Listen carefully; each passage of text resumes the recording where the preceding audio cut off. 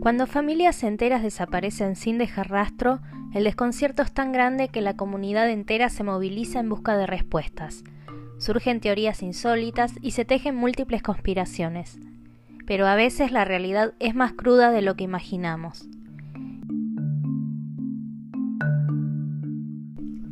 Familia Goddard. El lunes 30 de agosto de 1999, Yves Goddard, un médico y acupunturista de 43 años, atendió a sus pacientes por última vez en la ciudad de Caen, Francia. Al día siguiente, Goddard canceló sus consultas y llevó a sus pequeños hijos, Camille, de 6 años, y Marius, de 4, a pescar a unos estanques. El 1 de septiembre empacó y se dirigió con sus hijos en su camioneta Volkswagen Camper al puerto de la ciudad de Saint-Malo para compartir un paseo en un velero alquilado llamado Nick. La esposa de Goddard y madre de los chicos, Marie-France, no había ido con ellos. El señor Goddard le dijo al dueño del Nick que irían a un crucero hasta Perros-Guirec y que regresarían el 5 de septiembre. Goddard compró productos de limpieza y paños en Saint-Malo antes de zarpar y los dejó en su camioneta que había estacionado en el puerto. Un día después, los funcionarios de aduana franceses inspeccionaron al Nick en alta mar. Fue una inspección de rutina, y los oficiales vieron que uno de los niños dormía dentro del bote. Uno de ellos había quedado un poco extrañado por el comportamiento de Goddard y verificó su historia con el propietario del barco en Saint-Malo. El 3 de septiembre, un vendedor dijo haber visto a la familia e incluso declaró haberles vendido waffles, pero un día después ya se les pierde el rastro. El día 5, que era cuando supuestamente debían hacer la devolución del Nick al dueño, no regresaron, y unos tripulantes de un barco pesquero rescataron un pequeño bote salvavidas perteneciente al Nick. Dentro de este solo había una chaqueta y un talonario de cheques a nombre de Goddard. Como aún no habían regresado a Saint-Malo, el 7 de septiembre, los investigadores revisaron su camioneta estacionada en el puerto y encontraron rastros significativos de sangre y dosis de morfina. Este descubrimiento obligó a llevar la investigación con más urgencia.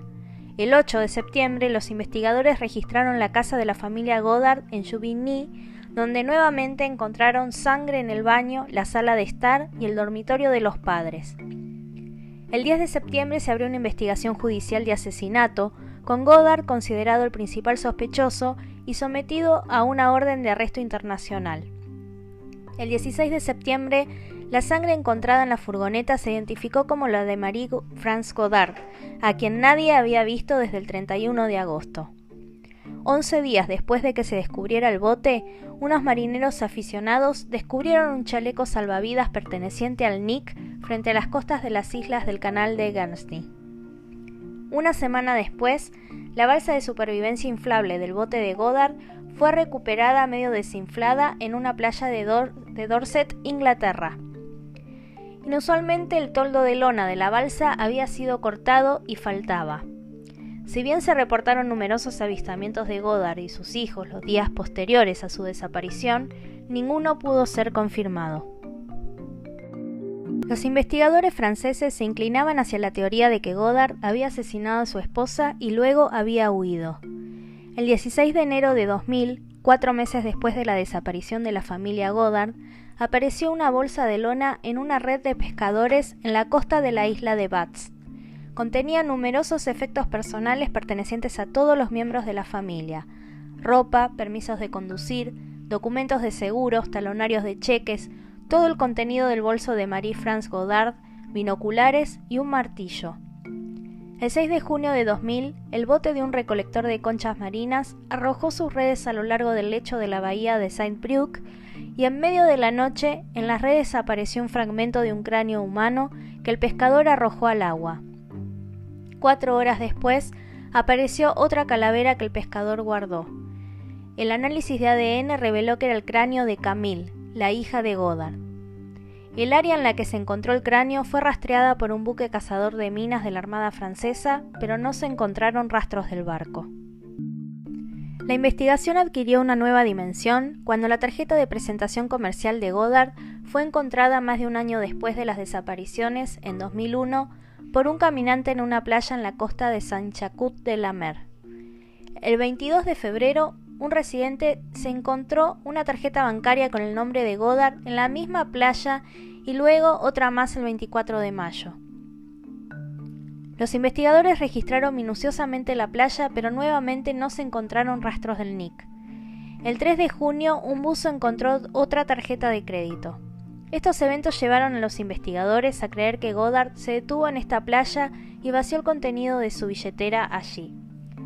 Se realizaron más búsquedas, incluido el uso de un tractor para tamizar a través de la arena, pero no se encontraron más cosas de Goddard o los efectos personales de su familia. Sin embargo, el 31 de julio se encontró una quinta tarjeta de crédito. Todas estas tarjetas fueron analizadas en un laboratorio forense, cuyos expertos determinaron que no habían estado en el agua mucho tiempo antes de ser descubiertas, y por lo tanto no habían sido arrojadas en septiembre de 1999. Es probable que fueran arrojadas allí a principios de 2001. Los investigadores y el abogado de la familia de Marie-France Goddard creen que fue obra de un cómplice que quería que pareciera que las muertes de Yves Goddard y sus hijos fueran accidentales. El 13 de septiembre de 2006, 7 años después de las desapariciones, se encontraron huesos, un fémur y una tibia pertenecientes a Goddard en el fondo del mar. El cazador de minas de la Armada Francesa fue enviado a la zona para tratar de encontrar un rastro del velero, sin éxito. La confirmación de la muerte de Goddard puso fin a un gran interés público en el caso, pero el misterio de la desaparición de su esposa, cuyo cuerpo nunca ha sido encontrado, y la muerte de Goddard y Camille, así como la muy probable muerte de Marius, sigue sin resolverse. Puede ser un drama familiar seguido de un suicidio encubierto o un accidente. Por lo tanto, el expediente judicial no se cerró de inmediato. El 14 de diciembre de 2008 se encontró en perfecto estado, en la playa de Chapelle, una tarjeta de seguro de plástico perteneciente a Goddard, lo que provocó que los investigadores renovaran sus esfuerzos en el caso. Finalmente, en febrero de 2018 se encontró el cráneo de un niño en una playa en Plérin, lo que generó especulaciones de que podría ser el cráneo de Marius. En 2011, Eric Lemasson publicó un libro llamado El asesinato del Dr. Goddard, que arroja luz sobre una nueva teoría, la existencia de razones financieras detrás de la desaparición, que incluye vínculos con la mafia. El libro destacó varios asesinatos de personas afiliadas a la Confederación para la Defensa de los Vendedores y Artesanos, un sindicato en el que casualmente Goddard desempeñó un papel muy activo como miembro. El 14 de septiembre de 2012, el juez de instrucción ordenó el cierre del caso. El fiscal de Saint-Malo declaró: "La única hipótesis que podemos excluir es que la desaparición de la familia fue un simple accidente de navegación, e incluso aunque sea la línea de investigación más probable, no podemos confirmar formalmente que Yves Goddard asesinó a su familia. El caso se cierra sin que se presenten cargos". Familia Hill.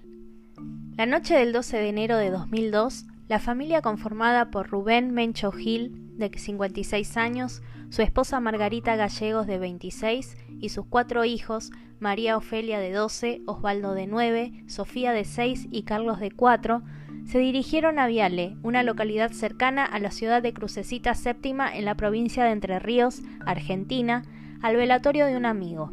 Esta es la última vez que fueron vistos.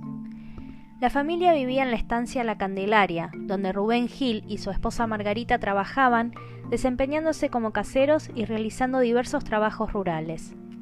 La estancia, de alrededor de 500 hectáreas, pertenecía a un alemán llamado Alfonso Goethe. En abril de ese mismo año, Goethe se comunica con familiares para indicarles que los Gil no han regresado de los 3 meses de vacaciones que les había dado en enero. Según la investigación policial, el 13 de enero se habrían realizado llamadas desde el celular del dueño de la estancia al teléfono de una mujer domiciliada en Rosario, a la que no fue posible localizar. Este celular se mantuvo activo hasta abril de 2003, 15 meses después de la desaparición. Luisa Eva Gil, hermana de Rubén, realiza la denuncia policial en la comisaría de Viale por la desaparición de la familia. La causa fue caratulada como averiguación de paradero. El poder político no se esforzó mucho. Recién el 10 de julio de 2003 se hizo un rastrillaje del que no participaron ni el juez ni la fiscal a cargo de la causa de desaparición. Esta situación y otras cosas raras que ocurrieron sembraron más dudas sobre Alfonso Goet, que quedó en el centro de las sospechas, pero nunca se encontró una prueba en su contra. Es más, quien informa a los familiares de lo Gil que la familia había desaparecido es el mismo Goet, si bien no había hecho denuncia policial por el hecho. A mediados de 2003, el juez Gallino ordena una inspección. Ningún vecino o pariente tenía conocimiento de qué había pasado con los Gil y que se hayan ido por su propia cuenta era improbable. No tenían vehículo propio, conseguir trabajo en esa época de crisis era difícil y Margarita, quien tenía otro empleo en la escuela del pueblo, no había cobrado su último sueldo. En el año 2008 se realiza un allanamiento en la estancia La Candelaria, donde se levantó el piso de la misma, se excavaron pozos y se buscaron rastros de sangre usando luminol. Se encontraron 3 muestras de sangre humana sin el patrón genético de los Gil, aunque los peritos dejaron en claro que por el paso del tiempo las muestras podrían estar contaminadas. Asimismo se detectó la presencia de moscas que rondan cadáveres humanos. Se monitoreó el campo con ecosonda, con el fin de encontrar tierra removida, pero no fue detectada. También en el 2008 se llevó a cabo una autopsia psicológica mediante la cual un psicólogo forense llegó a la conclusión de que los Gil no tenían motivos psicológicos o religiosos que los llevaran a cortar lazos con sus seres queridos. Varios testigos informaron que en días previos a su desaparición habían notado a Rubén Gil callado, pensativo y muy preocupado. En noviembre de 2011 se realizó una búsqueda en un pozo lindero al campo donde vivían, sin resultados. Durante la investigación del caso se siguieron pistas por distintas provincias argentinas, así como en Paraguay y Brasil, pero sin novedades. Entre las distintas hipótesis se habló de una desaparición no forzada, un enfrentamiento con el dueño del campo y un conflicto sentimental. Ninguna de ellas condujo a resultados favorables. No aparecen en ningún registro ni laboral, migratorio, educativo o de seguridad social en fechas posteriores a su desaparición. Los familiares más cercanos de los Gil reclaman que se investigue el sótano del casco de la estancia, ya que alegan que Goet lo habría tapado y construido arriba. El dueño de la estancia dio a entender que la familia pudo haberse ido a Santa Fe a visitar parientes o haber emigrado en busca de trabajo en el nordeste. Goet declaró que la familia había dejado todas sus posesiones en la casa, incluso dinero y documentos, pero cuando familiares de Gil visitaron la estancia no pudieron ver esas pertenencias y encontraron los colchones quemados y sangre mezclada con la tierra. Según relata Luisa Gil, Goet hizo quemar los colchones porque estaban manchados con sangre. Asimismo cuestiona el relato del patrón de la estancia, que dice que había dado vacaciones a los Gil, ya que nunca antes les había dado más de 10 o 15 días. Sumado al hecho de que Goet no avisó la ausencia de los Gil hasta 3 meses después y de que algunos conocidos declararon que la relación entre ellos no era buena, las sospechas cayeron sobre el dueño de la estancia. Sin embargo, no se encontraron pruebas ni elementos que pudieran comprometerlo. El 16 de junio de 2016, Goet sufre un accidente automovilístico y fallece a los 78 años de edad. La camioneta que manejaba despistó y volcó en la ruta 32. Con el fallecimiento de Goet se produjo un giro inesperado en la causa. Armando Nani, un contratista rural que supo realizar trabajos de siembra en el campo de Goet y que conocía a Mencho Gil, se animó entonces a hablar. Dijo que no había querido hablar antes por miedo a Goet, pero con este fallecido acudió a los tribunales de Nogoyá y habló con el magistrado a cargo de la causa, Gustavo Acosta. Y dio un dato, que los Gil no se fueron de viaje ni están en otra provincia, sino que podrían estar en el mismo lugar donde siempre, la estancia La Candelaria, ya que 20 días antes de que desapareciera la familia, en el verano de 2012, Mencho Gil cavó 2 pozos, uno en el lecho de un arroyo que entonces estaba seco. El lunes 23 de octubre de 2017 hubo un allanamiento en el campo La Candelaria, cuyo casco principal está desocupado.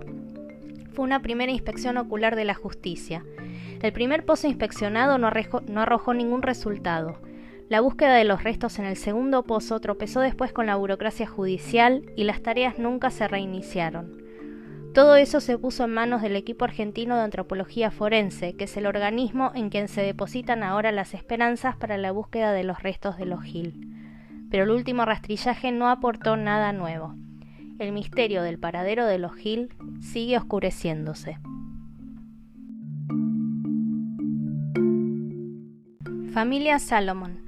Los Salomon eran una familia que vivía en los suburbios de Los Ángeles, inmigrantes de Israel.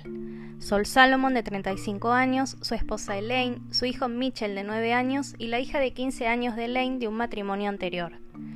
Sol trabajaba como reparador y recargador de extintores. El 12 de octubre de 1982 comenzó como un día cualquiera. Pasaron el día con la visita de los padres de Elaine y alrededor de las 6 de la tarde, Sol avisó que iría a una subasta de autos con un socio comercial llamado Harvey Reider.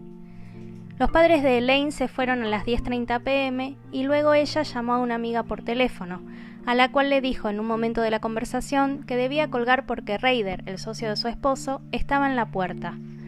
Colgó y eso es lo último que alguien ha escuchado de la familia Salomon. Y así, toda una familia desaparecería de la faz de la tierra. A la noche siguiente, los vecinos notaron que la piscina de los Salomon se había desbordado y se estaba derramando en los patios linderos. Cuando la gente entraba a la casa para tratar de encontrarlos, descubrían que la puerta estaba cerrada con llave y el interior oscuro. En el camino de entrada estaba el lujoso Rolls-Royce Burdeos brillante de Sol y su camioneta de trabajo, aunque su Mercedes-Benz había desaparecido, y en el patio trasero estaba el perro de la familia. Elaine no se había presentado a trabajar ese día, era consejera voluntaria en una clínica. Mitchell y Michelle no habían ido a la escuela, y la sensación de que algo no estaba del todo bien comenzó a extenderse cuando se hizo evidente que nadie había sabido nada de ellos desde la noche anterior. Los vecinos decidieron llamar a la policía. Adentro de la casa nada parecía fuera de orden, no había signos de lucha, nada parecía faltar, de hecho todo estaba normal. En los dormitorios las camas estaban todas pulcramente hechas, lo que la madre de Elaine diría más tarde que no era algo que solieran hacer. Todo tenía el aspecto de una casa normal hasta que llegaron a la habitación de Michelle, la adolescente de la familia. Aquí habría algunas pistas extrañas en el hecho de que las fundas de las almohadas, las sábanas y la colcha faltaban en la cama. Había pequeñas salpicaduras de sangre en la pared y el colchón del dormitorio, y curiosamente se habían cortado un trozo de alfombra del suelo y luego se había cubierto con una alfombra de baño. En el patio trasero se encontró que el agua parecía haber sido puesta a fluir en la piscina a propósito y además se encontró un bate de béisbol cerca del bar. Todo esto era bastante inusual, pero la policía aún no lo trataba como un juego sucio por falta de pruebas evidentes. Unos días después, el 17 de octubre, se encontraron pasaportes, carteras y fotos pertenecientes a los Solomons desparramados al azar a lo largo de una autopista solitaria a 24 kilómetros de la casa. Esto fue suficiente para convencer a la policía de que posiblemente estaban lidiando con un caso de secuestro y probablemente homicidio, y que el perpetrador había arrojado estas pertenencias. La noticia de la desaparición estaba llegando a los titulares de manera importante, alimentando todo tipo de rumores. Se especulaba que Sol había estado involucrado con la mafia israelí, que algo de su pasado como excomandante en las Fuerzas Armadas israelíes había regresado para perseguirlo, o que era un agente de inteligencia o un traficante de drogas. Pero las sospechas de la policía recaían sobre el socio de Sol, Harvey Reider. Reider era un ciudadano británico que poseía un concesionario de automóviles en California, un negocio en el que Sol había invertido $20,000 y también tenía antecedentes penales bastante sólidos. Había sido condenado por más de una docena de delitos en Inglaterra, había estado en prisión varias veces y había estado involucrado en robos a mano armada y en un elaborado plan de fraude de seguros que implicó haber incendiado la casa del jeque saudí Mohammed Al-Fassi, por lo que había evitado ir a la cárcel delatando a sus asociados. La policía lo interrogó y encontraron el auto Mercedes-Benz de Sol que faltaba en el concesionario de Reider. Según él, habían ido a una subasta de autos con la camioneta de Sol y después de la subasta, Sol le pidió que lo llevara a un restaurante israelí. Ryder lo dejó allí y tomó la camioneta de regreso a la casa de Salomon, donde obtuvo las llaves del Mercedes de Elaine, planeando llevarlo a su taller para repararlo. Negó rotundamente tener algo que ver con las desapariciones e incluso le dijo a la policía que Sol era un traficante de armas que vendía UCIs ilegales, revólveres y pistolas automáticas. Hubo varias inconsistencias en su testimonio, por lo que la policía comenzó a sospechar fuertemente. Por un lado, el restaurante en el que supuestamente lo había dejado a Sol resultó haber estado cerrado la noche en cuestión, y también estaba el hecho de que, aunque habían salido de la casa de Salomon a las 6, la subasta de coches en realidad había terminado a las 5. Su historia también fue inconsistente, al principio diciendo que Elaine le había entregado las llaves, pero luego dijo que las había sacado del buzón. A pesar de todo, no tenían pruebas sólidas para incriminarlo y el caso se estancó por un año. Pasado ese tiempo, un primo de Ryder llamado Ashley Paul contó que había visto a Ryder y a algunos cómplices italianos disparar contra Sol y su familia el 12 de octubre de 1982 y luego los ayudó a enterrar los cuerpos en el desierto. Aparentemente Sol había muerto durante una acalorada disputa financiera sobre la inversión de este en el negocio del automóvil y los miembros de la familia fueron eliminados simplemente para silenciarlos. Paul incluso llevó a la policía a los lugares donde dijo que los cuerpos estaban enterrados, pero no se encontró nada. El hombre estaba dispuesto a testificar contra Ryder a cambio de inmunidad, pero esto no se cumplió, ya que fallaría 4 pruebas de polígrafo. La policía lo dejó como testigo y se dirigió de regreso a Inglaterra, pero armados con esta nueva información persiguieron a Ryder insistentemente. Ryder fue arrestado y acusado de los asesinatos de la familia Salomon, justo cuando se enfrentaba a un cargo de fraude de pasaportes, pero el juicio no fue nada fácil. No solo todas las pruebas contra Ryder eran circunstanciales, sino que hubo varios testigos que afirmaron haber visto a Sol en California después de que la familia desapareció. No se pudieron encontrar cuerpos a pesar de las búsquedas intensivas en el área que Paul les había dicho, e incluso investigando dentro y debajo del concesionario de automóviles de Ryder, no había evidencia concreta para vincularlo con ningún crimen y al final, después de 2 juicios fallidos, finalmente fue absuelto. Hasta la fecha, los Salomon siguen desaparecidos.